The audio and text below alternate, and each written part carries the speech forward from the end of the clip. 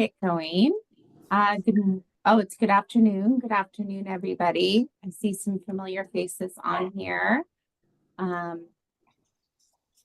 Good to see you. Good to see you, Gina, Bob, Lauren. Thanks for joining us. I'm Reasa, Currier. I'm on the board for the Virginia Federation of Humane Societies. And thank you for joining our session today. We are lucky to have two very experienced legislative advocates that are going to be filling us in what is happening during this session of the Virginia General Assembly.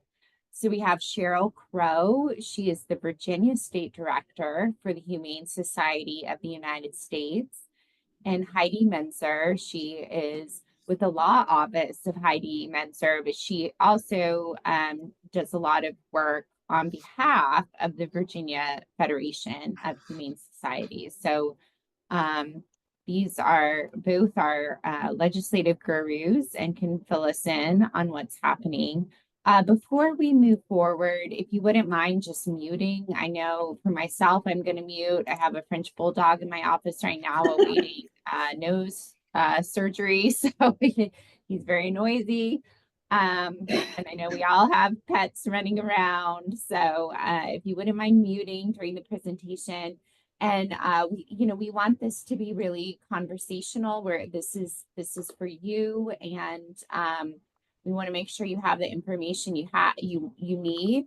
So if you want to pop any questions in the chat, or feel free to raise your hand, and then at the end we'll have plenty of time to get to those questions. So to get started, Heidi, could you tell us for folks that maybe don't know a lot about the Virginia General Assembly and what this legislative body is, and why what they're doing over the next few weeks is so important to our work? Sure thing. Yeah, for those of you, I miss Schoolhouse Rock, for those of you who are Gen X like me. But this is short. The short and simple part is this is the body of our government that makes the laws. The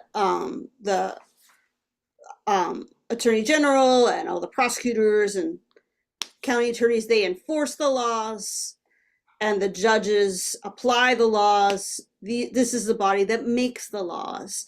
And they are in session for a very short time. This is incredibly short this year, too. This is a short session. They have shorter and longer, but it's a matter of maybe 45 or 60 days. It's not much. So in these next 2 months, January and February, this is where decisions get made, frankly, about whether laws are going to stay the same, changed, be expanded, be retracted. So it's just incredibly important to reach out to these folks. The General Assembly, a lot of these folks are not attorneys. Most of them are not attorneys. They are everyday people from every walk of life all over the Commonwealth of Virginia, and they need help to understand the issues, and they will build relationships with people who they trust to tell them what they need to know for all of these things that are just coming at them so quickly during these next 2 months. There are two chambers. There is the House of Delegates and the Senate. So all of us have one delegate and one senator who represents us. And if you don't know who that is, you can go to Who's My Legislator and Google that and find out and make friends with that person. It's hard right now because they're going to be so swamped. But during session, as the Federation Legislative Liaison, I will be pumping things out to you that you can send along to your delegate and your senator. It sometimes will send things to a committee chair or people on a committee, but it is really the senator and the delegate who represent you, who you really need to reach out to the most. That's the person in the General Assembly who's going to listen to you the most. Anything you want to add there, Cheryl? No, I think that's good. I think just noting that sessions rotate based on length per year, but we are on a short year, which makes things, I think, even more interesting than they typically are. And as we kind of open the conversation up as well to talk about potential legislation and working on bills that may impact companion animals and also wild animals, exotic animals, and the like, that these things more often than not take more than one session, and it's not just the session. All of us collectively work on these issues and bringing up these issues and advancing these issues with our lawmakers year round. So important to note that even though it does seem like a real big rush, and it is, that there is consistent work in the background. Yeah. And one other note too, there's one piece of this, I think, that you all probably have heard this term and wonder what it is, and that's the Dillon's rule. And that talks about your local government versus your state government. In Virginia, we are very state government heavy. Unless the General Assembly says that the local governments can do something explicitly, they cannot act. So that's why it's all the more important to reach out to your General Assembly members. One huge success that we had last year was working on the vaccination clinic bill. And that was really a Dillon's rule problem. We've had a statute about rabies clinics, and some organizations were giving other vaccines out during those clinics. But if you strictly read the statute in light of this Dillon's rule issue, there was some confusion about whether that could happen. And we worked really hard with a bunch of different stakeholders, got everybody together on the same page, and passed a really great bill with Senator Boysko's help last year to make it very clear. I think Reasa said they've already served something like 400 people in Fairfax County alone with that change in the law. So that's a really great example of why it's important these next couple of months. And I think that's the perfect segue, and also what Cheryl was talking about, just engaging with stakeholders and all the preparation that you all have been doing really since last session it started, these conversations and the meetings that you have had and sitting down with various stakeholders. Can you talk a little bit about what you've been up to the last few months? Because it isn't just this few weeks, right? This has been going on for some time. Cheryl, go ahead and jump in, because you've done more than I have this time around. Yeah, sure, absolutely, yes, and it is very much an ongoing process, ongoing conversations, not only with our lawmakers, because they very much need to understand and want to understand what we are looking at moving forward and advancing within the state of Virginia. I think it's important to note that just because an idea or a bill sounds good, we also have to think about the folks that don't think it sounds good. So trying to sort of ease those pressure points with our opposition in a way that's productive. We hear opposition and we think, oh, no, it's a battle, and it's not always that way. It's a lot of just conversations to understand where we may not always agree on certain points, and how best to sort of soften those over. And a lot of our lawmakers want to see that at least in process before something is brought up to them and sort of recommended to them, because we are just one of hundreds and hundreds of special focus groups, advocacy organizations, trade organizations, you name it, that has an issue and wants it fixed. So, the easier we collectively as representatives of an organization and just advocates, everyday people, the easier we make it on them, the more likely we are to not only just get a response, but get something moving forward. So, that's where it does kind of get a little sticky, and that's where things kind of tend to maybe get a little held up or sometimes fall apart, throughout the process. And sometimes it takes going through all of the intricacies and the frustrations to really have a good understanding of that. So, happy to kind of, talk through some of those things today as well. So do you want to go ahead and get into some of the bills that have been introduced? Sure, absolutely. We could always So- start with the housing bill, since that has been particularly stakeholder intensive for Yeah, Cheryl. it sure has. It sure has. So collectively, we've been working on a few bills. And again, that process from start to where we are now is lengthy.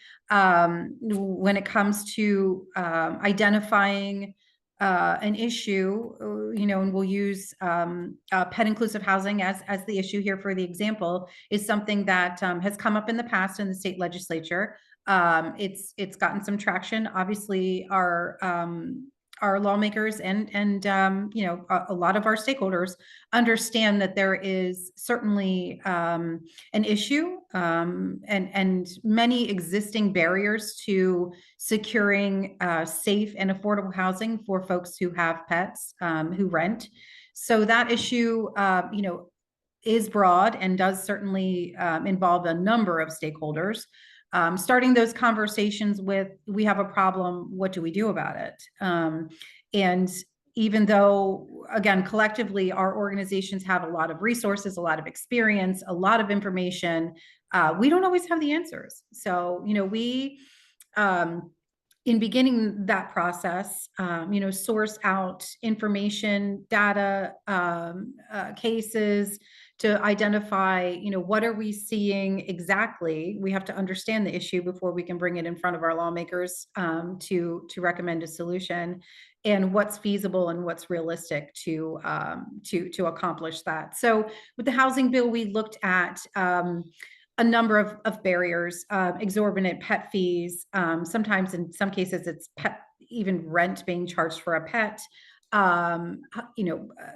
Lots of, I don't want to say red tape, but breed restrictions, you name it, it's probably there, and it's prohibitive.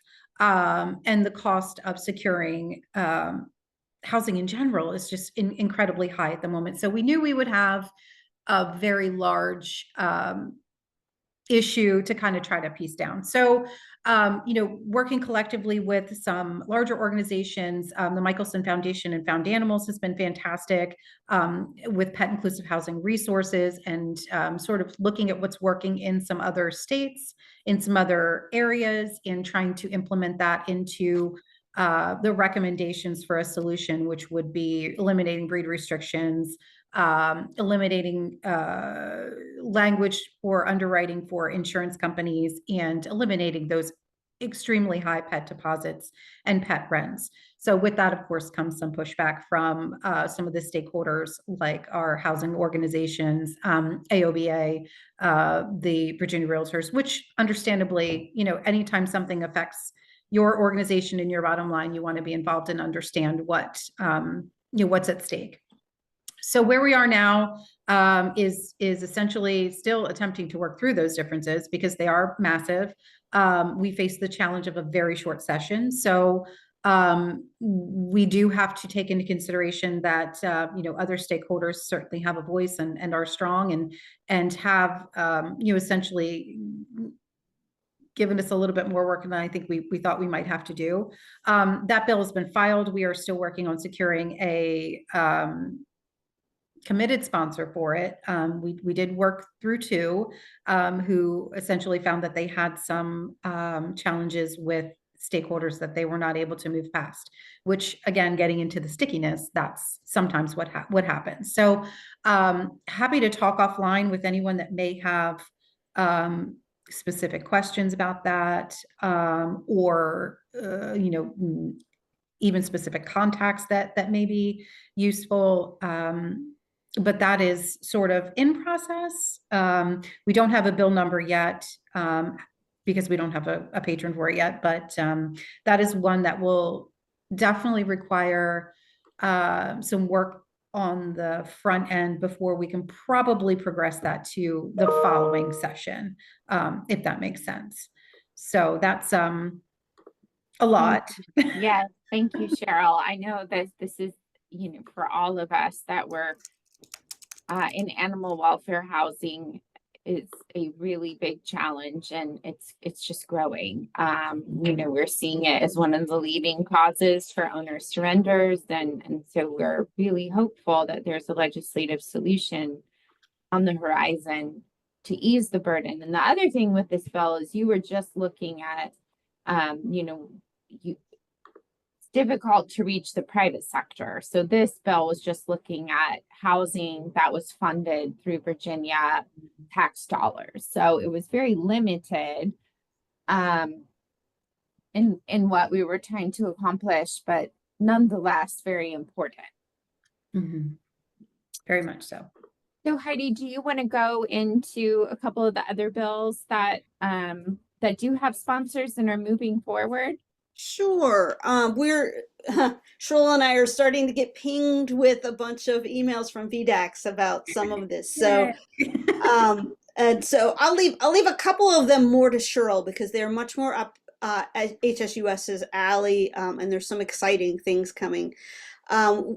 There is a version in the House and the Senate of something that happened last year.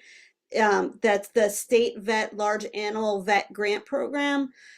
There was a study conducted last year. There was a bill to set up a study group because of this crisis that we have for veterinarians. And if we think the companion animal world is suffering, the large animal world is suffering even more.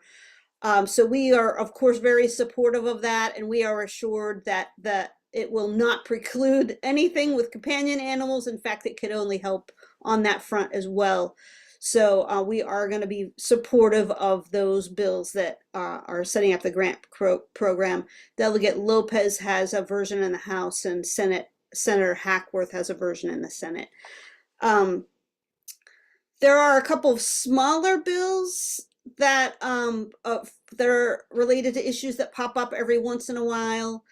One bill that is not good that we're going to oppose is recommending an amendment to the dangerous dog statute that would remove defenses involving trespass, or if the dog is protecting itself, its offspring, or its property.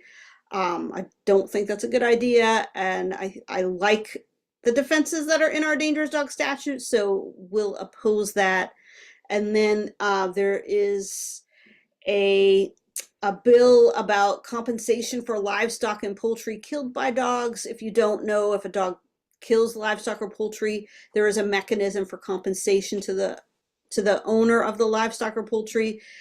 I don't think that the amounts in that statute have been touched in a really, really long time. I don't know that we're going to be vocal about that bill at all, but it's just something to note. Another one that is coming up, actually there's a couple on pet shops. So we're constantly trying to push for more and more protection on the pet shop front and the puppy mill front. Senator Stanley has dropped a bill, SB 903, that we will strongly support, that is looking at restricting where pet shops can source their animals. So that'll be fantastic if we can get that passed. And we are also awaiting, we haven't gotten the bill number yet, but we are awaiting a bill number for a pet shop local option bill. Many thanks to Gina Lynch for spearheading that.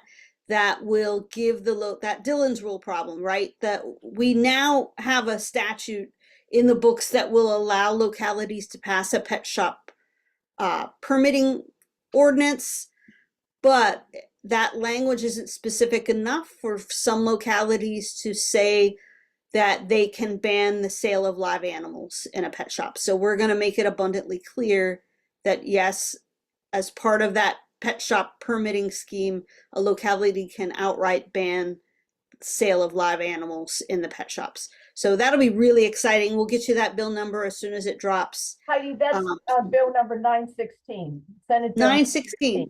Okay, great. Thank you. And just for everybody, as you know, we're just getting, the Virginia General Assembly is just getting started, and it they had a rather bumpy start because they showed up and there was no water. Right. And they were having all sorts of challenges because of this crazy snow event that we're all dealing with. So the Federation will send out an email that has all of these bills and the bill numbers and also the Federation's position. So don't feel like you have to be scribbling things down right now. Yeah. Yep. I'll be sending out notifications for sure. Yep. Cheryl, Yeah, sorry. go ahead, Cheryl. There's some other ones that Cheryl, that are on your front that we will strongly support too. Yeah, definitely. So keeping in mind that that this was a short session, we wanted to, again, collectively be mindful not to come up with 20 different bills for 20 different things for 20 different animal related issues that we find. So we wanted to try to balance, and collectively, again, we wanted to try to balance, what needed some attention that might take a little time. Maybe it would take another whole session to get things moved forward. Bills, larger bills like the housing bill and a pet store bill. Even though hopefully, with this home rule option, that will be a little bit easier. I knock on wood and everything else, trying to saying that. But we also thought early on in the summer that there was some buzz around some documentaries and some shows around the ownership of primates, specifically smaller baby monkeys, capuchins, the little guys like that, and looking through Virginia code and kind of talking to some powers that be, including Michelle Welch, who is an amazing resource, and is usually very good on having a good feeling if something's worth pursuing or not when it comes to specific areas of animal protection and how to enforce it. So we looked at a private ownership of primates. It kind of closes a loophole here in Virginia. It's a very simple bill. It really is based off of more from a prevention standpoint, proactive prevention, rather than an exorbitant amount of cases, although there have been some incidences in Virginia in the past. And of course, we've heard of some nationwide here more recently. So Delegate Martinez is carrying that bill. I do think it would hopefully be a relatively easy lift and give us a small win in a short session, which again keeps us collectively as organizations on the radar, in the mix, doing the work that we know and need to do. So that's one that's coming along. I know there are some other, I don't say related bills, but kind of stacking on top of the primate area that are restricting testing on non-human primates, and also premature separation of exotics. Just again, I think more preemptively rather than reactively, which we kind of hope again would be some small wins to achieve step forward for animal protection without dare I say ruffling the feathers within the legislature. So, which always happens, and it's fine.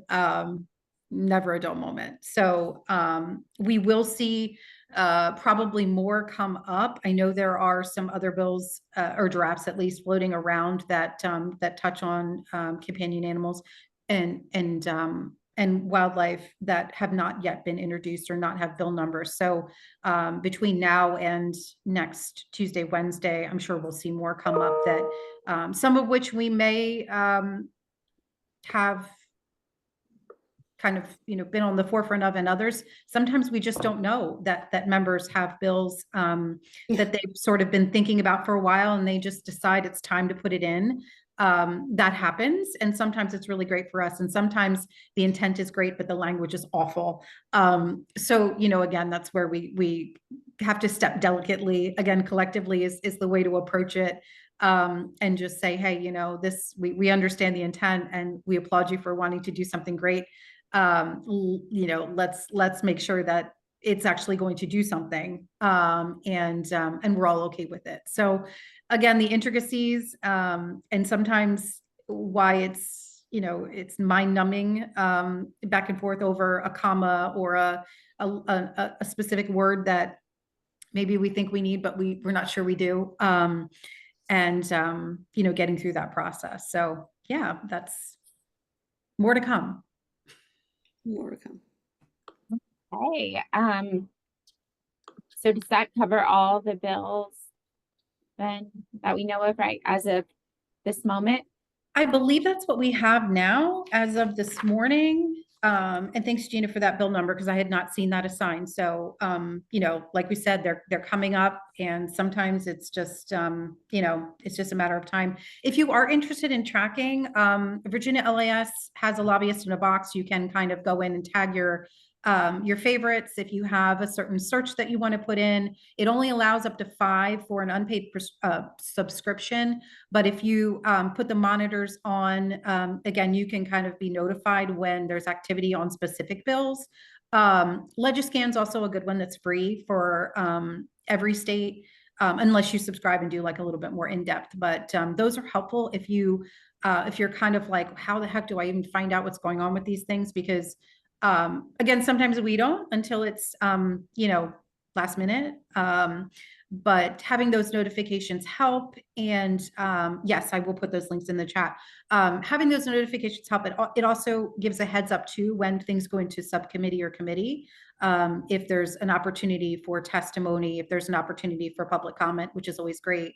And on that note, you know, again, collectively, if you are in a situation where you want to give public comment, but I'm not sure what to say, and you might be a little just hesitant on putting something together, you know, I think for all of us, Reasa, Heidi, and you know, collectively, if you know, if you reach out, we can kind of help just maybe streamline that process so that when there is public comment on behalf or, you know, in support of a particular bill that maybe we're prioritizing or advocating for, that the message is consistent and there's no confusion with, well, wait a minute, you know, you want this bill, but you said this, and then you said this, and again, it kind of streamlines the message. The more they hear the same kind of reinforcements, yes, yes, yes, yes, yes, then the better that kind of echoes for support. It doesn't leave them questioning, well, was that a yes or no? I don't know if that person, you know,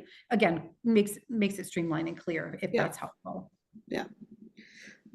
Okay, so do you want to talk about what's coming up here on the 28th of January?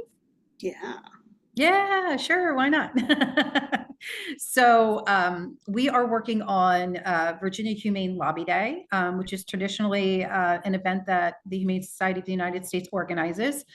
We did not do one last year. I was brand new and it was super quick and we had no time to plan. So we had a couple bills that would have been great to have some advocates on the ground, but you know, we had folks emailing and showing up and doing the work. So that's great. So this year we have selected January 28th. It's a Tuesday. It's right before crossover. So crossover are when collective bills either make it through their chambers or not, and go to House and Senate from which they came. So we are hopeful that the bills that we're talking about make it that far. It depends on if they make it out of subcommittee and committee and all the things. So we're hopeful for that, but you know, even in the event they don't, collectively we organize. We look at all the bills that are animal related. They don't necessarily only have to be these bills. If they're bills that come up, you know, or something that maybe you know, we haven't touched on that we can, you know, work on in the meantime.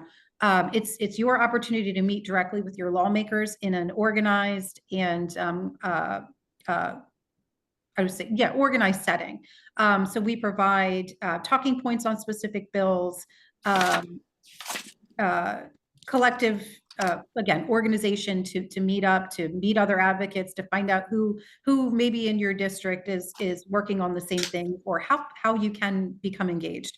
I know sometimes it's hard to feel like you're really doing, you know, doing some work and you want to do more behind just the keyboard and the screen. So again, it's an opportunity to gather, to get to know one another, but then also meet with our lawmakers in Richmond at the General Assembly building. And then we will be introduced on both House and Senate floor as a group to all of the lawmakers during their session. So I'm happy to answer specific questions on that. Time is of the essence. If you do plan to attend, I think it's great to just, register. All the information for contacting your lawmakers is included in the link in the chat.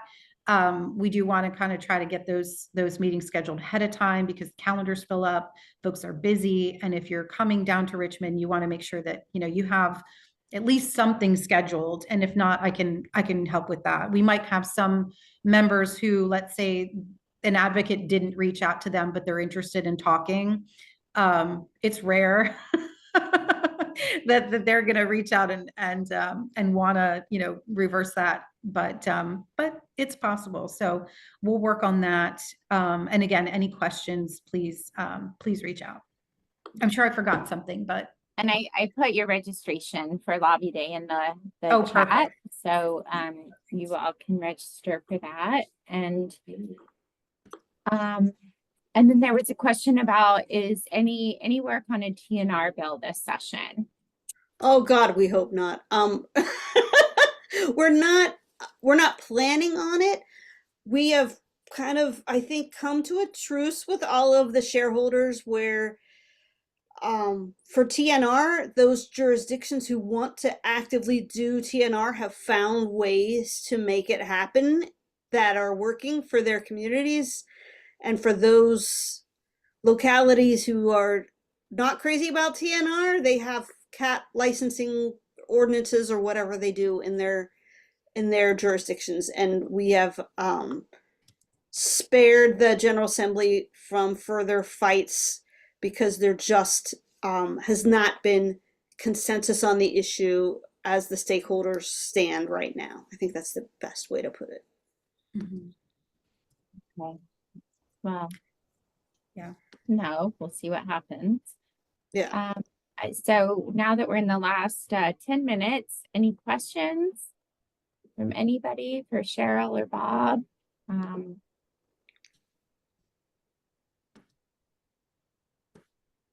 Okay.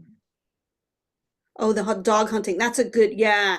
There's almost always somebody just posted, Alexis just posted about the dog hunting stuff. We talk about, I think that might be the only other thing that is more contentious than the cat and TNR thing is the dog hunting issue. Oh, yes. Yeah, that'd be great to have you come to Lobby Day, and we're happy to support you, obviously. Mm-hmm.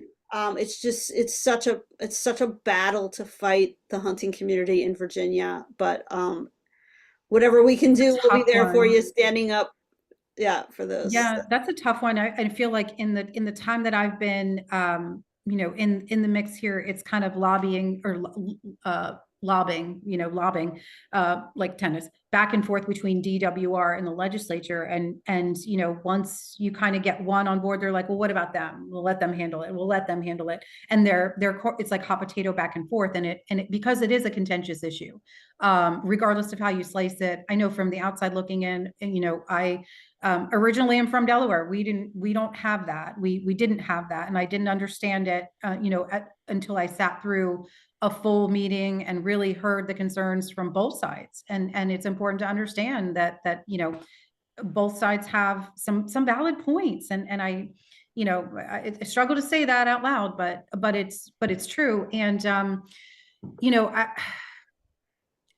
coming up with a solution that's going to appease either one is really, really tough, but I think possible. And this is an issue that, although we don't have a bill this session, it is certainly something that we're talking about. So, I don't want anybody to feel like just because something they're concerned about isn't being, put in a bill for Lobby Day or even throughout this entire session that they can't have a voice on it.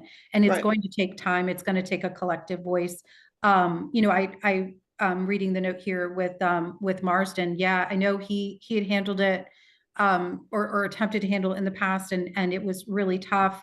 And I I hesitate to say that any one particular member or person has said that they were interested, but there was a senator back in August that I had a conversation with about patroning the bills that we have now. And he said, well, wait, I want to work on that next session. Let's start now. And, you know, I don't want to put him out there because I don't want him to get bombarded with the, you said this and you said that, but, you know, just know collectively in the background, we're working on that too. And what's really important in any of these advocacy arenas are the stories from constituents and activating people in district, especially with elections, and especially, you know, hearing from constituents. We can all collectively send those emails. We can have a voice, and we can take our organizations and our logos all we want. But, you know, what matters to our members are their districts and the people in them and the problems that are arising, the issues that are coming from it. So it's important to stay connected.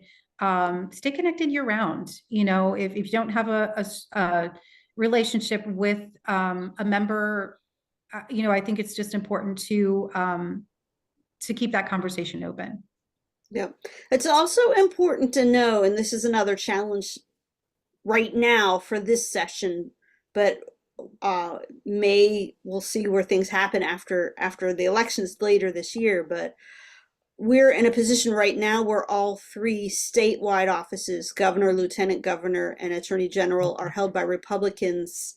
Fortunately, Governor Youngkin has been quite good on animal protection and animal welfare, thank goodness, and Attorney General Meinzer has kept the animal law unit, so we've got some bipartisan support, but it does make things trickier when you have Democrats in control in the General Assembly and then Republicans in control for the statewide offices. But we'll have elections this November, so we'll see. And those elections are going to be for governor, lieutenant governor, and attorney general, as well as some of the General Assembly spots. So we may be in a very different position 1 year from now. We'll see. Okay, I see Chief Toussaint has a question. Great. Hey everyone.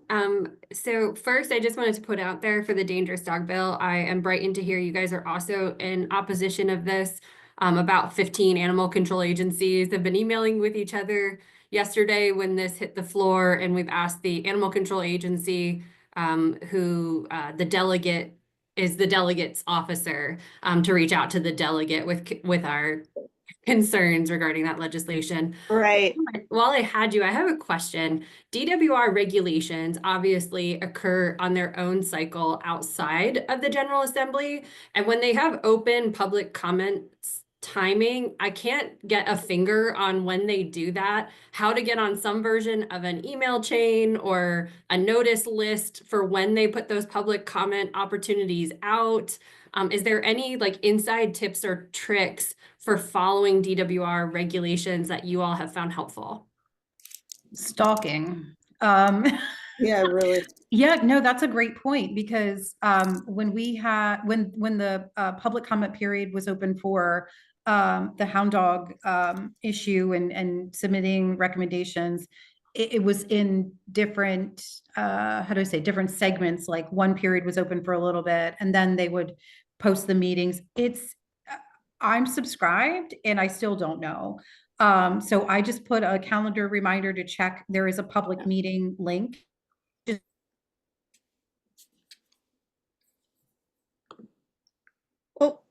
Oh. Oh, Cheryl, I think you're I think you froze for a second, then you came back for a sec. your voice is out. Oh, sorry. There we There go. There, you're back. You're back. I keep freezing, but yeah, I would just continue to check, and I'm happy to send an email and just ask them, you know, are we missing something? Because you're right. That's a good point. It's hard to be involved when there's no communication, Right. you know, and I think that's, it's unfortunately, I think, I don't want to be negative, but I think sometimes that's purposeful. Yep. All right, well, I think we're about out of time. So there is the registration link for Lobby Day and also the Virginia LIS tracking if you want to do that. But the Virginia Federation of Humane Societies does send out regular updates on Heidi does an amazing job. And just summarizing what's going on and sending up in real and understandable language. And just giving us the ability to receive those updates in real time. So and also any calls to action that are needed. So keep I'll be checking sending those those out. emails. Yep, they'll probably be starting soon because I think with the water issue, I don't know if committees will quite be up and running next week, but they could be starting as soon as next week. So and once it starts, it's you know, a floodgate of stuff. So get ready. And then when is the last day of session? The last day of session is it February 22nd, I think? Okay. Yeah, I think it's the 21st or the 22nd. Okay, so yeah, it's just it's a short time to be to have to be engaged. So, okay, well, thank you everybody for joining, and we hope to see you at Lobby Day. And in the meantime, you know, just holler if you have any questions. As Cheryl and Heidi work very hard over the next few weeks, and they're going to be running from meeting to meeting, but they always do really a great job of being responsive in between when they get a free moment. Yeah, you should be. Lisa asked, and Diana's on this call about if you're a new member to the Federation, will you be added to the email list? I believe so. Diana's pretty good at updating all that, so you should be included. If you don't start to see them, go ahead and ping us. We'll make sure you get them. Thank you all so much. Thanks. Have a great day. Thank you.